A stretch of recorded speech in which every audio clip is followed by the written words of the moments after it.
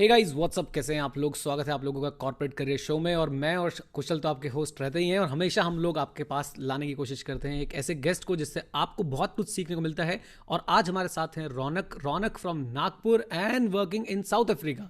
कैसे हुआ ये सब हम सब कुछ जानेंगे डिटेल में। पहले आज का शो जो है शुरू करते हैं, और शो को शुरू करने से पहले जल्दी से वीडियो को लाइक कर दीजिए और कमेंट बॉक्स में आपकी जो भी फीलिंग हो वो जरूर जरूर जरूर एक्सप्रेस कीजिएगा। Over to Kushal. Yes, thank you so much, sir.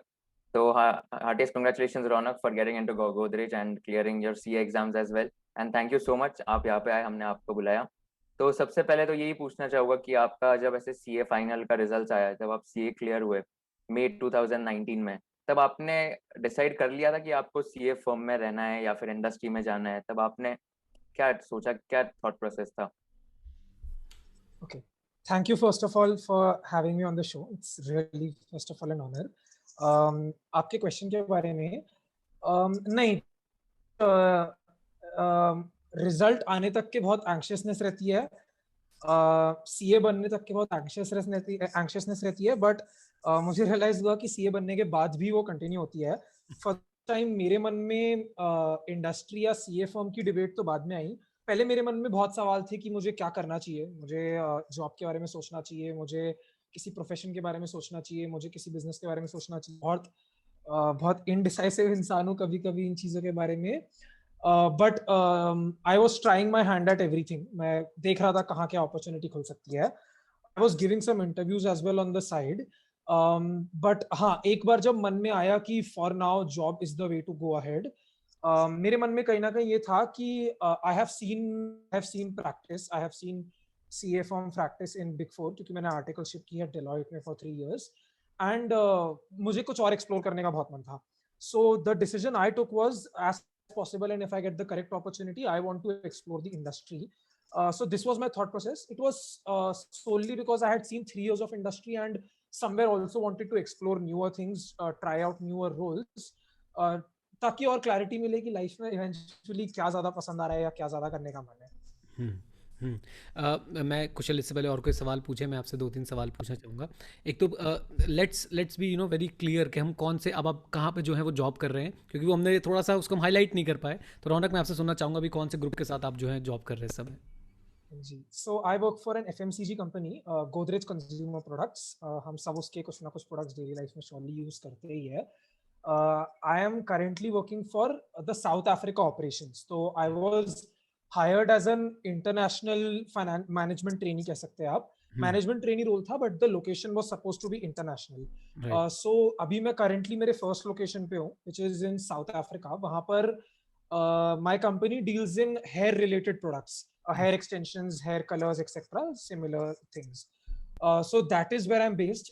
Currently I'm working from India because of the situation around us, but maybe I will be traveling soon back to South Africa. I've been there for some time, worked there, absorbed the culture environment वहाँ का मैंने absorb किया है, and basically that's where I'm working. मेरा profile is largely it's financial planning and analyst का role है मेरा। Right right. एक सवाल मेरे पास और भी है। हम थोड़ा सा इसको रिवर्स मोड में लेके चल रहे हैं, तो हमने बिल्कुल आपके भी करंट प्रोफाइल से शुरू कर दिया, फिर हम थोड़ा सा पीछे जा रहे हैं। मैं ये जानना चाहूँगा कि आपका ये जो प्लेसमेंट हुआ है गोदरेज ग्रुप के साथ, क्या ये ऑन कैंपस था या ऑफ कैंपस था? नहीं सर, मेरा प्लेसमेंट ऑफ कैंपस था। मैं जब सीए बना था तो while I was still figuring things out, मैंने कुछ एजेंसीज वगैरह के यहाँ पे और पोर्टल्स वगैरह पर अपना नाम रजिस्टर किया था। I got a call from one of the agencies and I proceeded with that interview. तो वो इंटरव्यू के through I got this placement. Right, that's great. Kushal please. Right, तो आपने फिर इंटरव्यू वगैरह दे दिया होगा गोदरेज का। So just to brief about the interview experience, आप सिर्फ ऑडियंस को बता सकते हो कि कैसे क्वेश्चंस पूछे गए थे आपको, क्या क्या राउंड्स थे, सो दैट एवरीवन नोस कि एक इंटरव्यू प्रोसेस कैसा होता है अगर गोदरेज में किसी को जाना है तो। जी, इंटरव्यू प्रोसेस मेरा सिंपल था, ज़्यादा कॉम्प्लिकेटेड नहीं था। हमको हमारे बारे में ऑब्वियसली डिटेल्स इन्फॉर्मेशन और शेयर करनी थी, ऐसे सबको करनी रहती है। एक ऑनलाइन असेसमेंट टेस्ट आया था, जिसमें दे चेक आपका क्वांटिटेटिव एप्टीट्यूड, आपका लॉजिकल रीजनिंग स्किल्स, थोड़ा वर्बल स्किल्स एक्सेट्रा। एक ऑनलाइन टेस्ट थी फॉर 1 hour। ये टेस्ट दी थी मैंने। The test was also focused on how you manage your time, क्योंकि बहुत कम टाइम में बहुत ज्यादा सवाल और काफी टाइम कंज्यूमिंग क्वेश्चंस भी थे कुछ कुछ। तो ये फर्स्ट बेसिक राउंड था जो घर पे बैठे बैठे दिया था मैंने। सेकंड था हमारा एचआर के साथ एक बिहेवियरल राउंड था, जहां एचआर के साथ हमने जनरल डिस्कशन किया, कुछ टेक्निकल नहीं था उसमें। Then the third round was, आप कह सकते हैं एक टेक्निकल राउंड था, जब उसमें शॉर्टलिस्ट हुए थे हम। यहाँ पर finance professionals from Godrej group ने मेरा इंटरव्यू लिया था। The interview was partly behavioural, मेरे बारे में और मेरे बेसिकली लाइफ के बारे में कि मैंने कहाँ आर्टिकलशिप की है, ये सब चीजों के बारे में कुछ चीजें सवाल पूछे उनने। एंड फिर टेक्निकल राउंड हुआ जिसमें उन्होंने लार्जली मैं कहूंगा मेरे आर्टिकलशिप के बारे में मुझे सवाल पूछे। तो दैट इंक्लूड्स मैंने 3 साल डेलॉयट में क्या काम किया था, कुछ प्रोजेक्ट्स के बारे में डिटेल्ड सवाल पूछे उनने, एंड साथ ही साथ जनरल फाइनेंशियल अवेयरनेस, जिस इंडस्ट्री में काम किया था उस इंडस्ट्री के अराउंड कैसा मेरा जनरल फाइनेंशियल अवेयरनेस है, सिर्फ फाइनेंशियल पॉइंट ऑफ व्यू के अलावा मुझे बिजनेस पॉइंट ऑफ व्यू के बारे में भी नॉलेज है क्या, इसके अराउंड कुछ सवाल थे। This was my second round, जो कहीं ना कहीं टेक्निकल राउंड था। इसके बाद शॉर्टलिस्ट बहुत छोटी हो चुकी थी, एंड एक फाइनल राउंड हुआ हमारा, जो थोड़े सीनियर लेवल मैनेजमेंट ने लिया था। सारे राउंड्स सीनियर लेवल मैनेजमेंट ने लिए थे। इस राउंड के अंदर बस एक बिहेवियरल क्वेश्चन था, जहां पर the person that I was more closely going to work with, उन्होंने मेरा इंटरव्यू लिया था।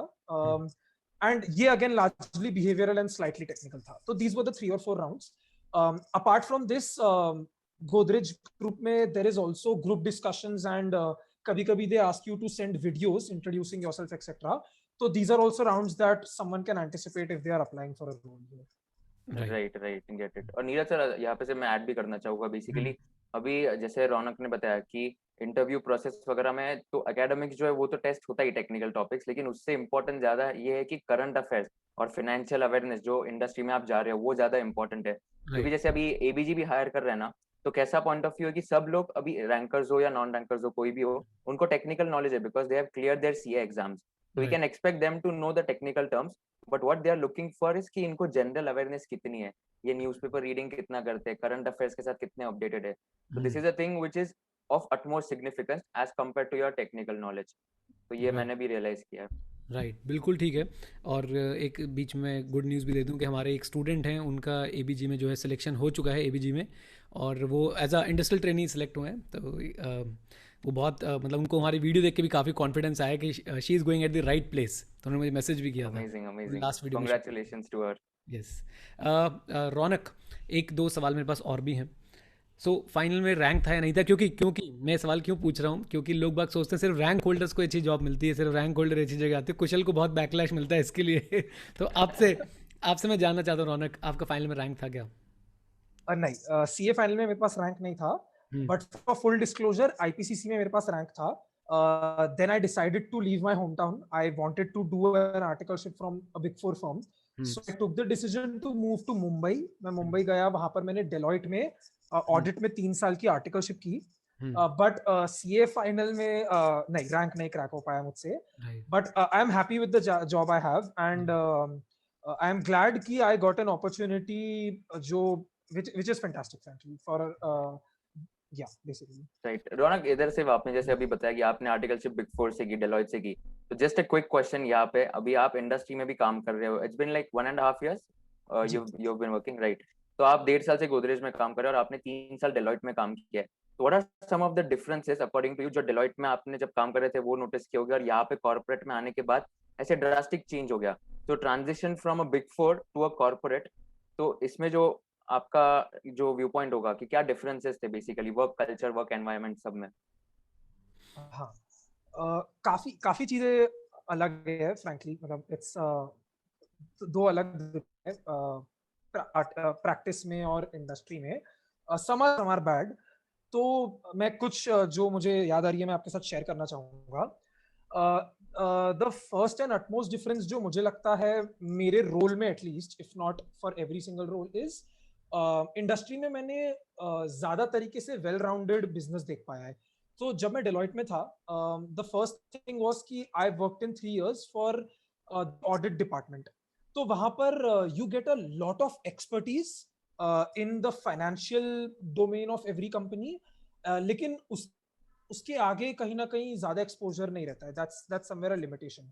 तो right from the accounting, financials, controls, all of these things, ये तुम्हें बिग फोर में डेप्थ में सीखने मिलती है, क्योंकि that's what you do day in day out. But जब से मैंने इंडस्ट्री ज्वाइन की है, the biggest plus point in industry has been कि यहाँ पर I am expose to every department of the company. while I am a financial resource and मेरे primary capabilities are of a finance technical finance person, मुझे exposure मिलता है in different departments, like FMCG है तो marketing department का बहुत role है यहाँ पे, and I get some exposure in that, I get some exposure in sales, supply में कुछ है, तो तुमको overall business के बारे में ज़्यादा सीखने तो मिलता ही है, plus contribute भी करने मिलता है। And I think कि industry में I spend a lot of time value additive activities as compared to Big Four, जहां पर essentially आप एक सर्विस प्रोवाइड कर रहे हो, बट फिर वो सर्विस के साथ साथ there is also a lot of कहीं ना कहीं documenting and lot of work जो after the audit खत्म हो जाता है उसके बाद भी you need to keep doing। तो वो एक वर्क पॉइंट ऑफ व्यू से काफी बड़ा डिफरेंस था। तो कॉन्ट्ररी मैं ये भी कहूंगा कि being a chartered accountant, I am assuming कि हमारी चैनल चार्टर्ड अकाउंटेंट्स के लिए है, इंडस्ट्री में जाने का एक बैकड्रॉप ये भी है, कभी इंडस्ट्री में अगर आप फाइनेंस डोमेन में काम कर रहे हो तो 80% इंडस्ट्रीज में you will be seen as a sometimes a support function as compared to big four, जहां पर यू आर द रिसोर्स, क्योंकि ऑडिट हो, टैक्स हो, कंसल्टिंग हो, अश्योरेंस सर्विसेज हो, in most of these services आप जो पढ़ाई में स्किल्स सीखते हैं they are the primary skills जिसकी उस ऑर्गेनाइजेशन को जरूरत है, audit, tax etcetera, right. But industry में जैसे एफएमसीजी इंडस्ट्री में आप कहीं ना कहीं कह सकते हैं कि may be sales and marketing are the primary resources for them and not a chartered accountant.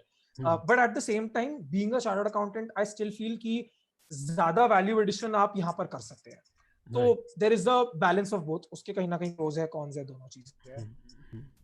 एक आपने बहुत अच्छी बात बताई रौनक कि आपको एक जो वेल राउंडेड आपकी डेवलपमेंट वहाँ पे की जा रही है, हो रही है।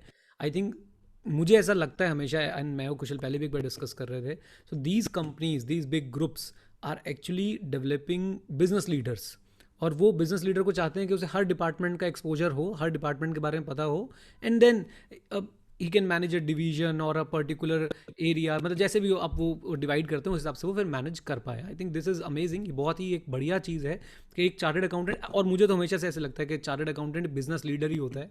लास्ट वीडियो में मैंने बोला था कि आप जितने भी बड़े बिजनेस हाउसेस देखेंगे सबके ऊपर आपको सीए ज़रूर मिलने वाले हैं, क्योंकि वो जानते हैं एक्चुअली में कि बिजनेस को रन कैसे करना है। दुख की बात यह है जो आपने बताया कि eight the end of the day हम बैकग्राउंड में बैठे रह जाते हैं और ज़्यादा लाइमलाइट जो है वो नहीं मिल पाती, but it's part of the game. हाँ जी कुशल। Right, absolutely. और adding on to this only कि जो एक्सपोजर मिलता है, जैसे मैं हमेशा बोलता हूँ कि I am a little biased towards industry as far as my experience over the last 9 months has been concern, कि एक्सपोजर जो है अलग अलग डिपार्टमेंट्स में मिलता है। तो जो भी है मैनेजमेंट ट्रेनिंग प्रोग्राम्स है जो भी इंडस्ट्रीज देती है, तो basically they are creating future leaders and future CEOs of that company itself. तो इसीलिए ये बहुत इंपॉर्टेंट है, और दैट्स व्हाई लाइक इंडस्ट्री की तरफ मेरा थोड़ा बायसनेस ज्यादा हो गया था, and that's the main reason कि एक्सपोजर बहुत अच्छा मिलता है।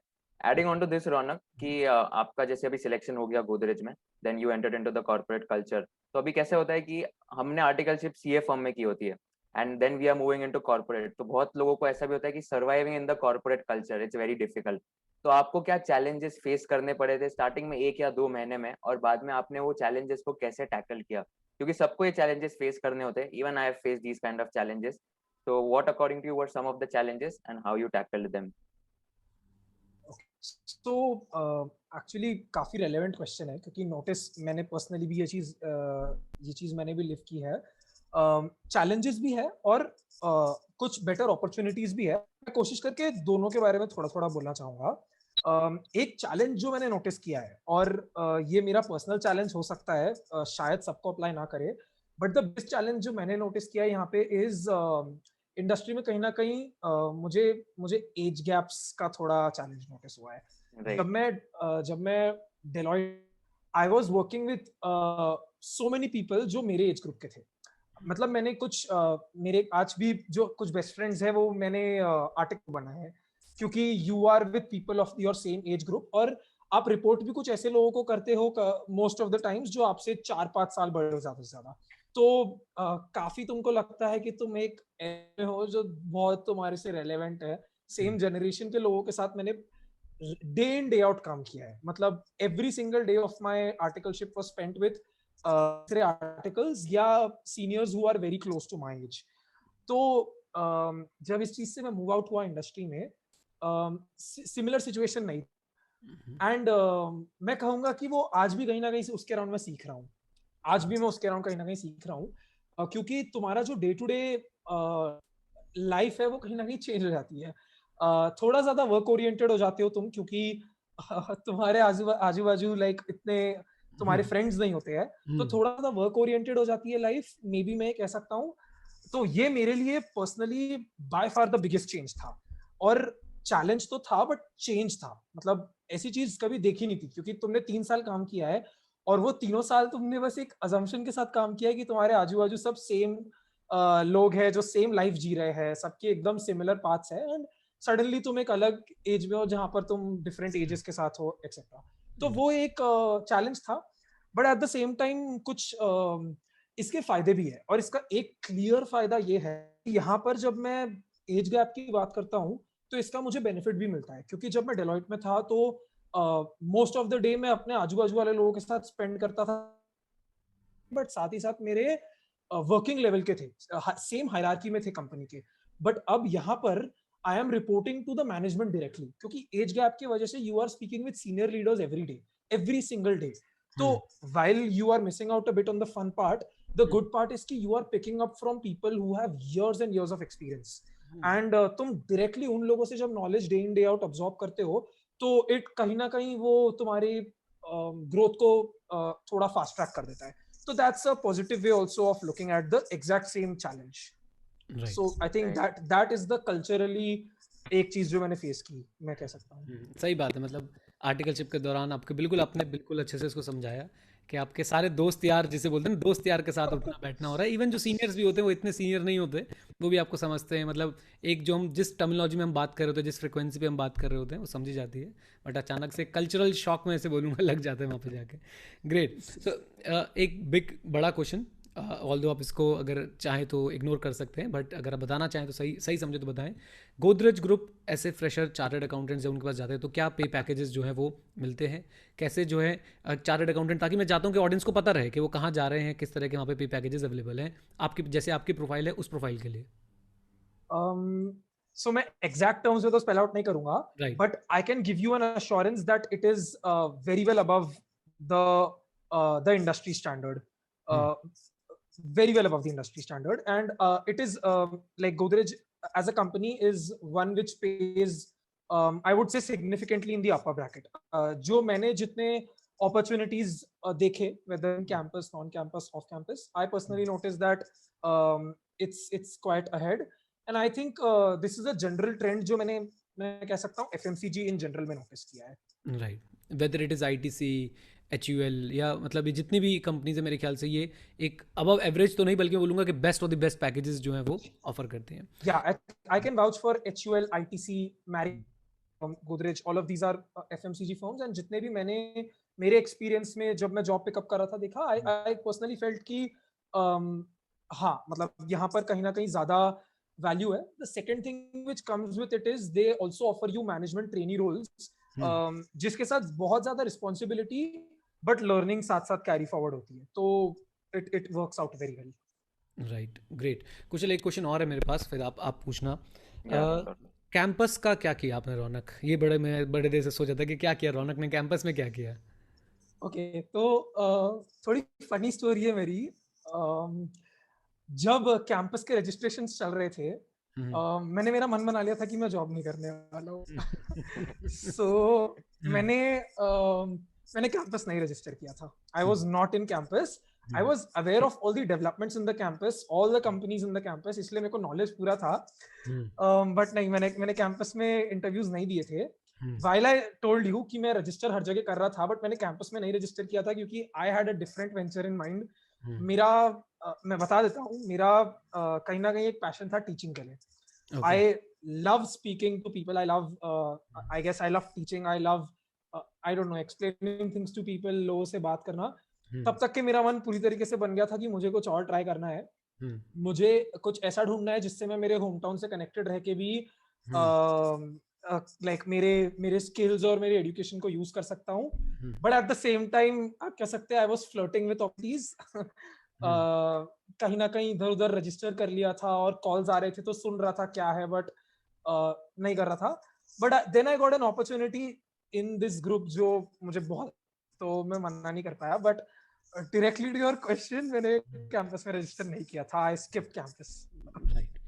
हाँ जी कुशल प्लीज। या राइट। तो आप फिर फाइनली गोदरेज में चले गए, तो just discussing about your work profile in Godrej अभी in detail.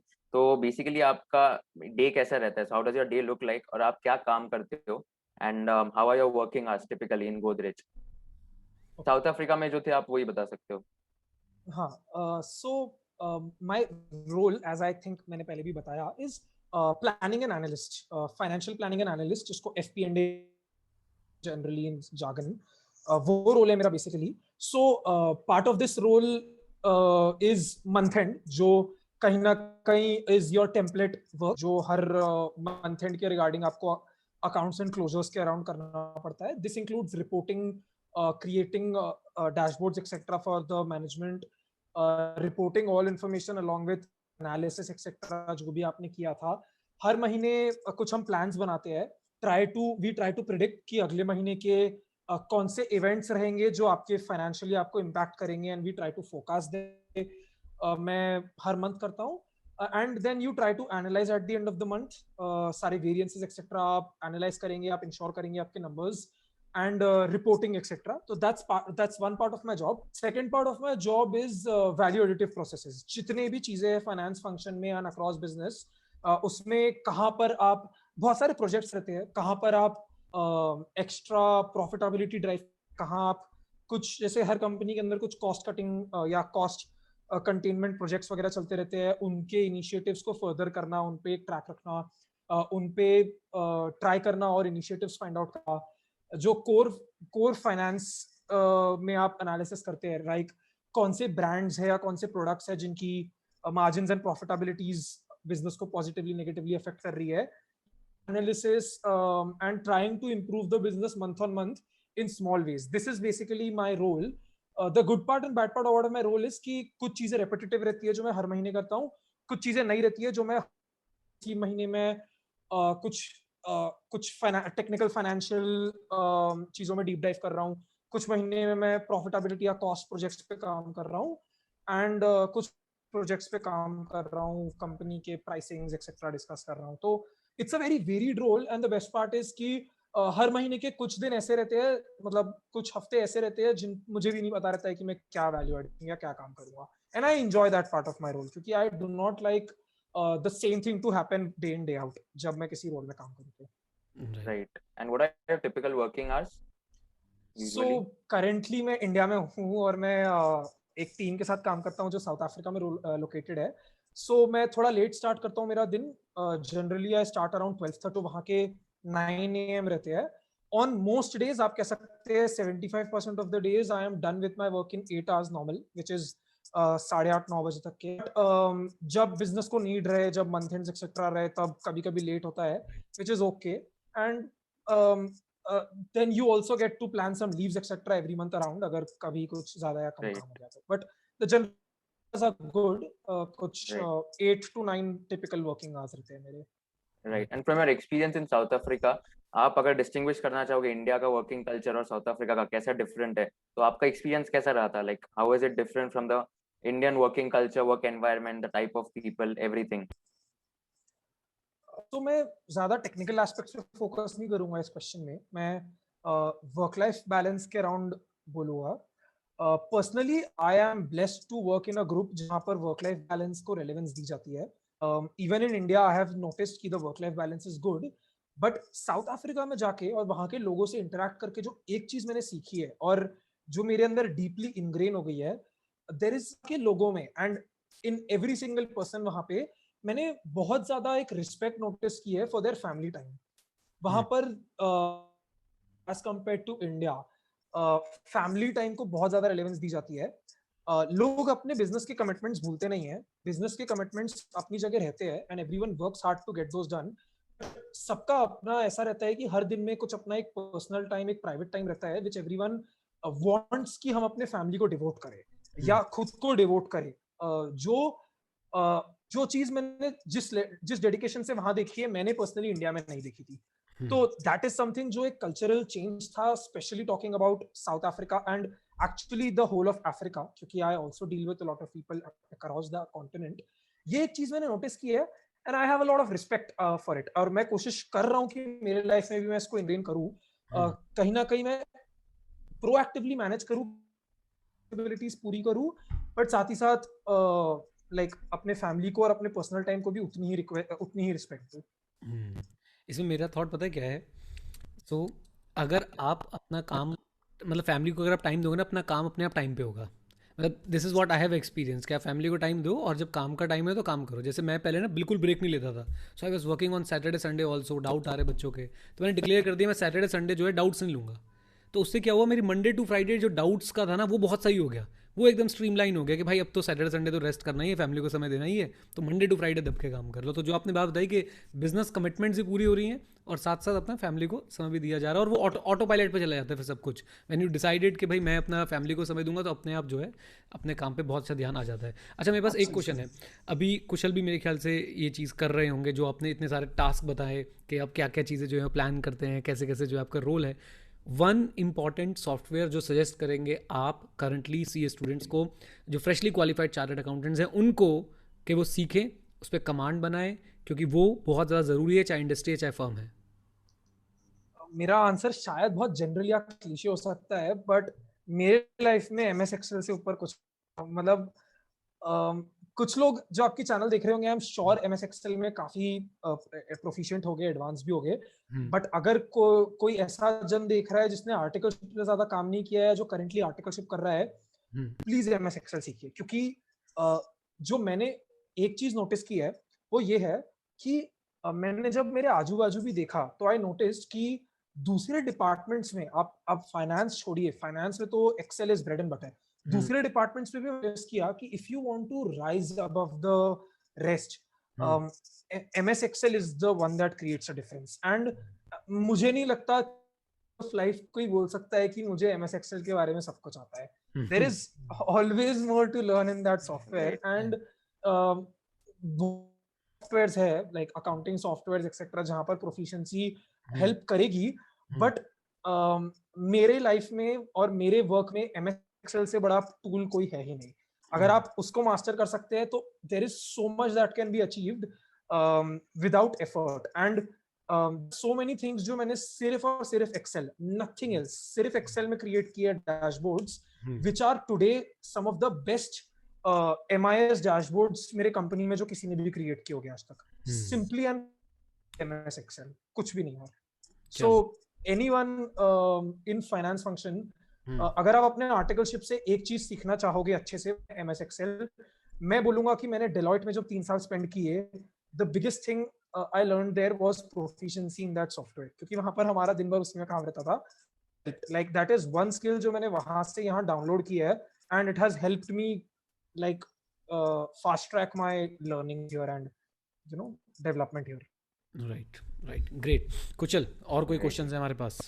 One last question I have from my end to you, Ronak. So this is not related exactly to the corporate culture as such. मेरे को यही पूछना है आपको कि the command over language which you have and the communication skills which you have right now. So basically communication skills जो बहुत important होते हैं अपने job में, industry में, practice में, कहाँ पे भी जाओ. This is a skill which we need to master in order to fetch clients and in order to succeed in future. मुझे यही पूछना है आपको, how did you groom your personality, और आपके जो इतने अच्छे communication skills है जो हमें भी समझ आ रहे हैं, so how did you shape these communication skills into your career? आपकी मतलब कैसे आपने इतने अच्छे बने over the course of time? Okay. कहीं ना कहीं मैं बोलूँगा कि मैं थोड़ा लकी हूँ कि इस मामले में कि मैं उतना ज़्यादा मैं एक्सट्रोवर्ट रह सकता हूँ, मैं चाहूँ तो मैं लोगों से इंटरेक्ट कर सकता हूँ खुल के, बिना डरे, बिना हेजिटेशन के।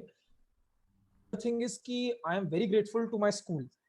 मेरे स्कूल से स्टार्ट हुआ है, frankly I got education in one of the best schools in my town, and कहीं ना कहीं वहाँ पर बहुत ज़्यादा हमारे स्कूल की तरफ से भी फोकस था कि तुम लैंग्वेज का सही यूज करो। आपने आपस में फ्रेंड्स में भी इनकलकेट को, कहीं इंग्लिश अच्छे से यूज करो, ज्यादा यूज करो। तो ये सब चीजों ने मुझे कहीं एक एज दे पाया है।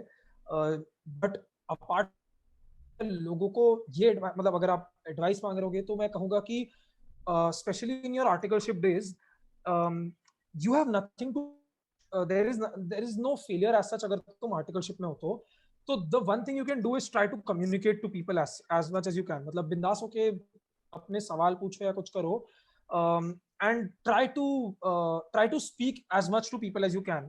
As I said, luckily I got this naturally. मैं लोगों से खुल के बात कर पाता हूँ, but that has helped me. Communication, especially when I'm working in a country which is not India, and I largely need to communicate in a language which is not my native language. English नहीं है मेरी native language obviously. Language में continuously दिन भर बात करना, it helps. तो building proficiency in that helps a lot. मैं अगेन कहना चाहूंगा कि one of the roles, one of the places जहां पर ये मेरे अंदर अच्छे से इंग्रेन हो पाया है वो था मेरी आर्टिकलशिप फर्म, जहां पर कहीं ना कहीं सही लैंग्वेज का यूजेज का काफी इंपॉर्टेंस था, और वहां से भी मेरे को इस चीज में फर्दर एनहांसमेंट मिली है। राइट, तो great. I think let's close it. Raunak, काफ़ी मज़ा आया आपसे बातचीत करके और काफ़ी अच्छा लगा जान के। और मैं फिर से मतलब कुशल और मैं बहुत खुश होते हैं जब हम देखते हैं कि हमारे जो गेस्ट आ रहे हैं वो इतनी बढ़िया बढ़िया जगहों पे जा रहे हैं और प्रोफेशन का नाम, ओवरऑल प्रोफेशन का नाम जो है वो रोशन कर रहे हैं। उम्मीद करता हूँ, बल्कि रौनक कर रहे हैं प्रोफेशन का नाम, राइट। तो उम्मीद करते हैं कि ऐसे ही ये जो है प्रथा चलती रहेगी। हम लोग ही हमेशा बिजनेस लीडर्स बनते रहेंगे, चार्टर्ड अकाउंटेंट्स हमेशा हर बिजनेस को अच्छे से चलाते रहेंगे, आगे बढ़ाते रहेंगे। With this note, thank you very much. Stay connected, stay head. जय हिंद। और हाँ मित्रों, सीखते रहे, क्योंकि सीखना बंद तो जीतना बंद। Thank you very much Raunak, thank you Kusal. Thank you sir.